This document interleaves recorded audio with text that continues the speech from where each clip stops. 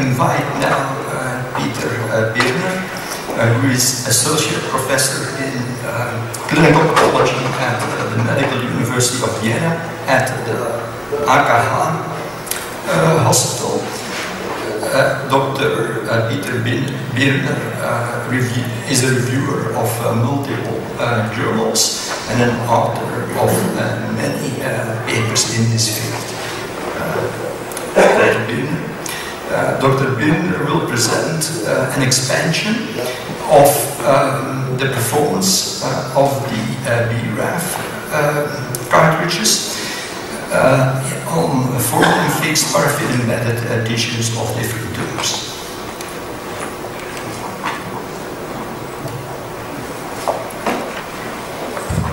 So thank you for your kind invitation. It's a pleasure for me to be here in Washington. First of all, my disclosure. The Idylla system and the cartridges for this study were provided by Biocartis, and I received travel support and speaker's fee for this meeting here.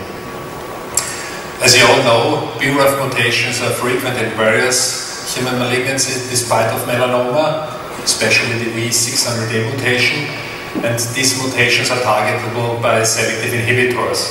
So of course a strong interest in BRAF testing in routine pathology exists. Unfortunately, the detection with conventional methods, especially sequencing, requires high infrastructure, very skilled personnel, and is quite time-consuming. So it's beyond the reach of many small pathological laboratories, and they have a need for a ready-to-go, easy-to-handle detection system that can also be used if you're not doing each-day sequencing. The objective of this study was to evaluate such a fully automated system in a broad variety of human tumors in FFP material and to compare it with conventional detection methods. The study design, we took FFP blocks out of our biobank, just routine pathological material. The BRAF status was assessed in nearly all cases by conventional Sanger sequencing. We had some brain tumors from the University of Heidelberg. They did, in most cases, pyro sequencing, and in a few cases, very unlikely to have BRAF mutations, mutation-specific immunohistochemistry.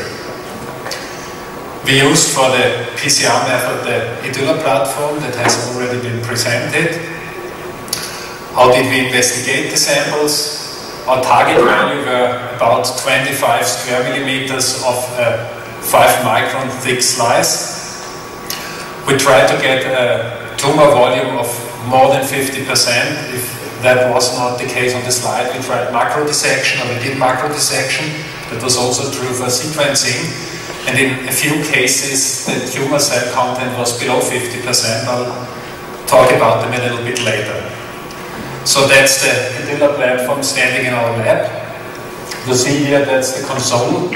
These are the 6 instruments, so you can investigate 6 samples simultaneously, at least theoretically, because we made a big, nice mistake. We did not hire an express courier specialized in delivering medical devices, because they were too expensive, so we took a normal express courier. And obviously, these guys normally deliver tree trunks or rocks, because they threw everything on a huge pile. The cardboard boxes were completely damaged, and we thought, okay, everything is completely ruined. But I was very surprised this was not the case. This device obviously suffered from this damage. It didn't work well, so we didn't use it, but the 5 other ones, to my surprise, worked. What samples did we investigate?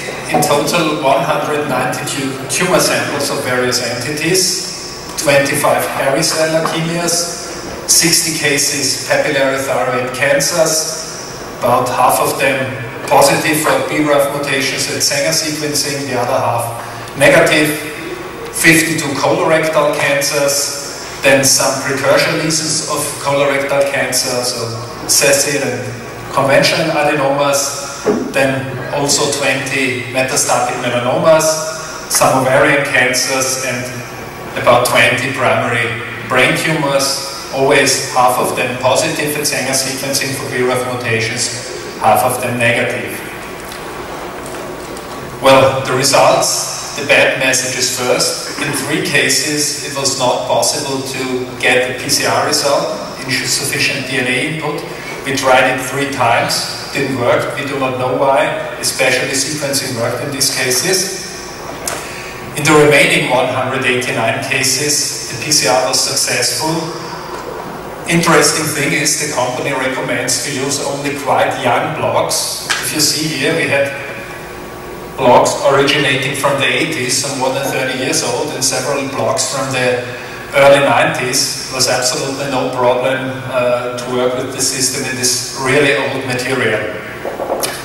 We had 110 600A positive cases and 1 600K positive one. And it was so that in the vast majority of cases, we got a PCR result at the first trial, in about 88%. In the other samples, in fact, the 3 didn't work, the PCR, we get it at latest at the 3rd run.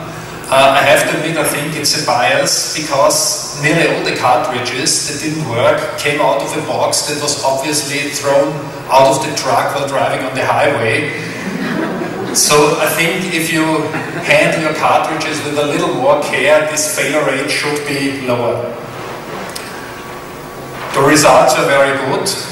In nearly 98%, the Idylla result was identical to the sequencing results. We had 4 cases that were positive at Idylla but negative in Sanger sequencing. When we looked at these cases, these are the cases that had a relatively low tumor cell content. So probably this was just below the detection rate of Sanger sequencing. So most probably Idylla is here most sensitive than conventional sequencing. What was also very good, we had no case that was positive at Sanger sequencing for BRAF mutations but negative at Idylla.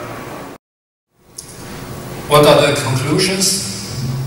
The Idylla system is a highly reliable platform for the detection of BRAF mutations in FFPE regardless of the tumor entity.